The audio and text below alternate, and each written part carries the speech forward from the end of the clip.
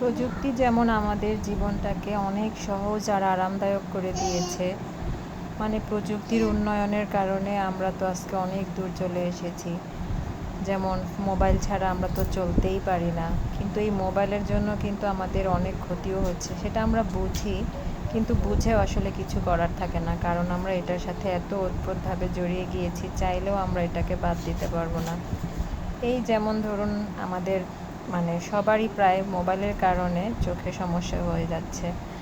আমাদের কেন, প্রায় অনেক মানুষেরই দেখা যাচ্ছে বেশি ফোন চালানোর কারণে, মোবাইল স্ক্রিনে তাকিয়ে থাকার কারণে চোখে অনেক রকম প্রবলেম হচ্ছে।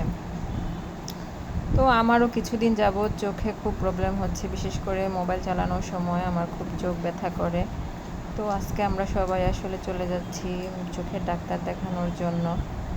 আমি দেখাবো, আরিশা দেখাবে, তার বাবাও দেখাবে। কি অদ্ভুত, আমাদের সবারই চোখে সমস্যা। যাই হোক, টুকটাক সমস্যা তো থাকতেই পারে। তো আমরা আজকে সকাল সকাল একদম বের হয়ে গিয়েছি, আমরা চোখের ডাক্তার দেখাবো। তো আমাদের বাসা থেকে তো চোখের ডাক্তার যেখানে দেখাবো সেখানে অনেকটাই দূর, একদম মোহাম্মদপুর, আর আমাদের বাসা তো কেরানীগঞ্জ। তো এই জন্য সকাল সকাল বেরিয়েছিলাম। তো বাসা থেকে বের হয়ে নাস্তা করার পরে ডাক্তার দেখানো হলো। তো ডাক্তার দেখানোর পরে ভাবছিলাম একটু ছোটো ফুপির বাসায় দেখা করে যাব, যেহেতু তাদের বাসা মোহাম্মদপুর কাছেই। তো যেই কথা সেই কাজ, বাসায় এসে তো একদম তাড়াহুড়োর মধ্যে তারা বলছিল, কেন ফোন করে আসলি না, আরও আগে ফোন করতি, তাহলে আমরা সব কিছু রান্নাবান্না করে রাখতাম।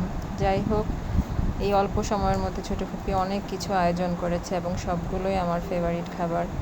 এই তো এখানে ছিল মাংসের কাবাব, কচুর বড়া, বড় মাছের ভুনা, ডাল ভুনা, কচু শাক, তারপর মাংসের কাবাব, ছোট মাছের চচ্চড়ি, তারপর বড় মাছের শুটকি। যাই হোক, খুব ভালো লেগেছিল খাবারগুলি। তো খাওয়া দাওয়া শেষে আমরা এখন একটু রেস্ট নিচ্ছি। রেস্ট নেওয়ার পরেই তো আরিশা এখানে বসে সে দোলনায় দোল খাচ্ছিল, তার খুব ভালো লাগে এই চেয়ারটা।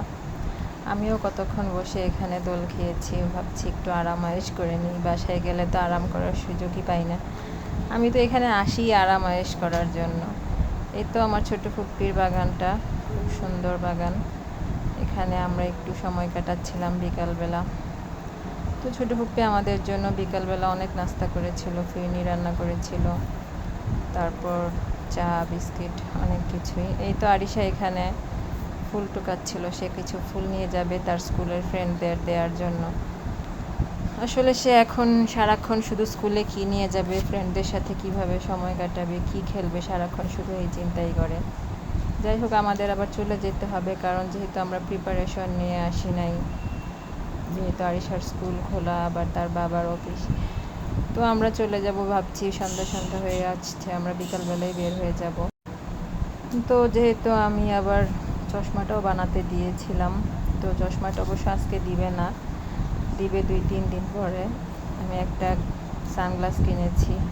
তো এই যে আমি এখানে দোল খাচ্ছি চেয়ারে, ভাবছি এরকম একটা চেয়ার কিনবো।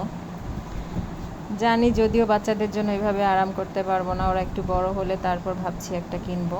চেয়ারটা আমার খুব ভালো লাগে। তো এখানে দোল খাচ্ছিলাম আর ছোটো ফুপি আমাকে ভিডিও করে দিচ্ছিল।